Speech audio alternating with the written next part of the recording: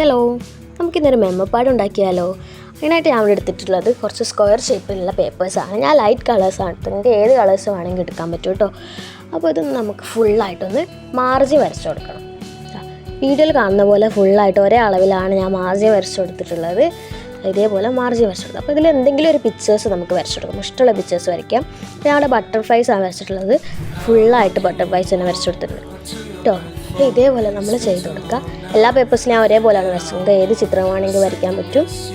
അതങ്ങനെ വരച്ചു കൊടുത്തതിന് ശേഷം നമുക്ക് കുറച്ച് സ്പേസ് വേണം എഴുതാൻ വേണ്ടിയിട്ട് മെമ്മോപാഡല്ല. അപ്പോൾ അതിന് വേണ്ടിയിട്ട് ഞാൻ അതാ പെന്നും സ്കെയിലും എടുത്ത് ഞാൻ ബ്ലാക്ക് ഇങ്ക് പെന്നെടുത്ത്. നിങ്ങൾക്ക് ഏത് ഇങ്ക് വേണം എടുക്കുക. ബ്ലാക്ക് ആയിരിക്കും ഒന്നുകൂടി നല്ല വൃത്തിക്ക് കിട്ടുക കേട്ടോ. അപ്പോൾ അതേപോലെ ഞാൻ 4 ലൈൻസാണ് വരയ്ക്കുന്നത്. നിങ്ങൾക്ക് എത്രയാണ് എഴുതാനുള്ളത് അതേപോലെ നിങ്ങൾക്ക് എത്ര ലൈൻസ് വേണമെങ്കിലും നിങ്ങൾക്ക് വരച്ചു കൊടുക്കാൻ പറ്റും. ഇതേപോലെ ഞാൻ 4 ലൈൻസ് എല്ലാ പേപ്പറിലും ഞാൻ വരച്ചു കൊടുക്കുന്നുണ്ട്. 4 ലൈൻസ് വരച്ചു കൊടുക്കാം.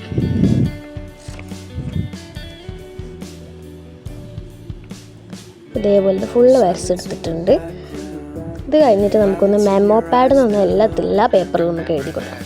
ഞാൻ എന്താ ഈ ബട്ടർഫ്ലൈ ഒരു സൈഡിലേക്ക് അതിനെക്കൊണ്ട് നമുക്ക് ആ സൈഡിൽ മെമ്മോപാഡ് നല്ല വൃത്തിക്ക് എഴുതാൻ പറ്റും കേട്ടോ. അതുകൊണ്ടാണ് പറഞ്ഞത് സൈഡിലേക്ക് പിക്ചർ ചെറുതാക്കി വരച്ചാൽ മതി.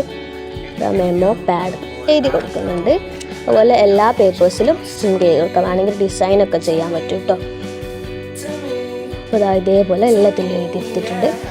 എല്ലാത്തിൽ ഫുള്ളായിട്ട് എഴുതി. അപ്പോൾ ഇതൊക്കെ നമുക്ക് വേണമെങ്കിൽ കളർ ചെയ്ത് ഭംഗിയാക്കാം കേട്ടോ.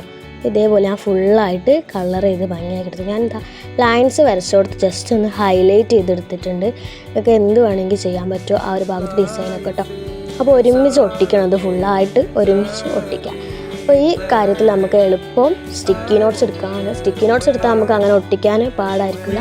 പക്ഷെ നമുക്ക് ഏതെടുത്താലും പ്രശ്നമില്ല കേട്ടോ. ഞാൻ സ്റ്റാപ്ലറോ ചെയ്താൽ മതി. ഞാൻ എന്താ സ്റ്റാപ്ലർ ചെയ്യുന്നുണ്ട് കേട്ടോ. സ്റ്റാപ്ലറാണ് ഞാൻ ചെയ്തിട്ടുള്ളത്. അപ്പോൾ ഇതാണ് ഇതിൻ്റെ ഫൈനൽ ലുക്ക്. എല്ലാ പേപ്പേഴ്സും ഒരേപോലെയാണ് ഞാൻ വെച്ചിട്ടുള്ളത്. ഇഷ്ടമായ എല്ലാവരും ലൈക്കും സബ്സ്ക്രൈബും ചെയ്യാൻ മറക്കല്ലേ. അപ്പോൾ ഇതിൻ്റെ ഫൈനൽ ലുക്ക് നമുക്ക് കണ്ടു നോക്കിയാലോ.